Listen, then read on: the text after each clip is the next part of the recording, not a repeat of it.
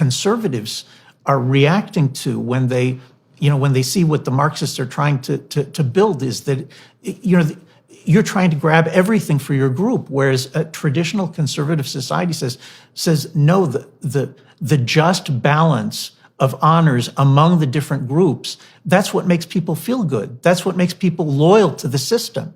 Otherwise, there is no loyalty to the system. There's just oppression. Yeah, well, the Marxists also have the advantage that I would say they have a twofold advantage. First of all, they can appeal to envy, and they're unbelievably good at that. I mean, I think the fundamental motivating force of Marxism is envy.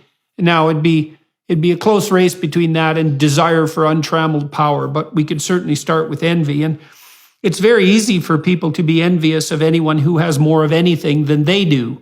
And one of the things that I've really been struck by on the left is the constant presupposition that if someone has more than me, they got it because they're using power in an oppressive way. It's always the cutoff between the oppressor and the oppressed is whatever status I happen to have as a left-wing intellectual. Because I got what I have honestly and through hard work and diligence, but anybody who has more than me obviously took it from the people who are lesser than them. And so that's definitely an appeal to envy. But there's something underneath that, I think, that is more powerful, which is that, and this is a criticism that conservatism is susceptible to, is that hierarchies do tend to degenerate in the direction of arbitrary power when they degenerate. And every hierarchy is degenerate to some degree, right? Because there's a bit of corruption in everything. And so then the Marxists can point to the corruption, especially if they're appealing to young people, and they can say, well, look at that person in that position of authority and the awful things they did that were oppressive and improper. Obviously, everyone who holds any position of authority is corrupt in some fundamental way. And then obviously the whole system is corrupt. And that's given that critique of corruption has warrant in some sense, it's not easy to differentiate and to say, no, look, guys, you got to think this through, is that human institutions aren't perfect, and you have to be awake all the time to make sure they don't degenerate entirely, but that doesn't mean that they're fundamentally corrupt, which is the claim, for example, that America was predicated on the on a positive view towards slavery. It's like, well, obviously, when America was founded, slavery was thriving. And so there was a pro-slavery ethos that was part and parcel of the American project at that point. But the fundamental drive of the system and all of the traditions upon which it was founded was that all men are created equal, men and women are created equal before God. And that was the principle that eventually won out. And it's hard to teach young people, I think, to separate the wheat from the chaff when it's so easy just to throw everything out, especially if there's no immediate consequences, especially when you're lauded for doing so and all your idiot teachers are telling you that's the right thing to do. While today's cups of coffee often come with hints of soy and social justice, our new coffee sponsor delivers an entirely different experience. It's bold, strong, delicious, and overall as good as the causes it supports. I'm speaking, of course, about Black Rifle Coffee. Many of you know about Black Rifle already. It's a veteran-founded and operated coffee company who have made it their mission to hire 10,000 veterans, and they're well on their way. By purchasing from Black Rifle Coffee Company, you're directly supporting the military service community. But what about the coffee itself? Well, it's bold, strong, and really good. Go to blackriflecoffee.com and use promo code Jordan for 10% off your first order, or when you sign up for a new Coffee Club subscription. The subscription gives you free shipping on all Coffee Club orders, early access to club deals and promotions, and special discounts from their partner brands. That's blackriflecoffee.com with promo code Jordan for 10% off your first order, or when you sign up to become a Coffee Club member. Black Rifle Coffee, supporting veterans and America's coffee. Right, agreed. Look, the reason that I bothered with the historical chapters in the conservatism book is because I think there's a widespread misunderstanding about conservative thinkers, about Fortescue and Selden and Burke, and for that matter, Washington and Adams and Hamilton. There's kind of this assumption that if you're a conservative, then you just think that whatever exists is fine and it doesn't need to be repaired. When you actually read these sophisticated conservative thinkers, what you find is that none of them think this. The actual view is something much more like what you were describing, that there's corruption in everything, but more than that, every good system decays. Every good system runs down. This is an integral part. You just see this over and over again in Anglo-American conservative thinkers. Is every system runs down. Every system decays, and that's just the way human societies are. So the principal job of the conservative is not to hold on tight to whatever exists. It's to look for restoration. It's to identify what has become corrupt and decayed, and to look for a model either earlier in history or sometimes even just looking at the neighbors, the way that that during the Polish Revolution they looked to the British Constitution for a model, and so the word restoration.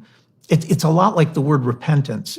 Restoration is kind of a national political repentance where you look at something and you say, look, this is decayed. We've gone off course, or there is an inherited evil that can no longer be tolerated, and we have to fix it. And the conservatives' job is to find a way to make that repair while strengthening the entire system as a whole. So, I mean, the example of slavery, I think, is it's always on a lot of people's minds, and I think for good reasons. But important to notice that Britain succeeded in eliminating slavery on the basis of the common law in the 1770s without a revolution, without a civil war. And what happened is that Lord Mansfield looked at the integration of the mercantile law over the previous century into the common law, and in a lot of ways that was very good. That's what made it possible for Britain in a lot of ways to become a modern economy. But the idea that human beings could be bought and sold as slaves was imported into the common law by the mercantile law less than at the end of the 1600s. And at a certain point, the jurists, the judges in Britain looked at this and said, what's happening is we are corrupting ourselves. We're corrupting our tradition by allowing this institution of slavery to be brought into our country. And they eliminated it on the basis of British tradition, the English tradition. They said, English common law does not uphold slavery. A person who is enslaved in England is always enslaved unfairly. Now, the interesting thing is that the Americans, an important part of the Federalist Party's platform during the American Revolution was bringing the English common law in as the law of the new national federal government. Jefferson opposed it, Madison opposed it, but the Federalist Party, the conservatives, they thought that they needed this. They needed this common law inheritance, and America, in fact, does still have that common law inheritance until this day. Now, why is it that if the English could get rid of slavery, without this abstract declaration that all men are created equal, why is it that the Americans couldn't do it? And I think part of this is an optical illusion. I think that the Americans could have done it, but the strength of liberalism in America's founding and going forward comes from the fact that while Washington and his party were genuine conservatives, the American Constitution of 1787 is basically, in many respects, a restoration of the British Constitution. that's what Washington and his party stood for. Jefferson and his party, Tom Paine, these really were Enlightenment liberal radicals. And Jefferson is famous for saying things like, repeatedly, that one generation is a foreign country to the preceding generations, meaning that each generation owes nothing to the past. Each generation receives nothing from the past that can't be simply overthrown and revised.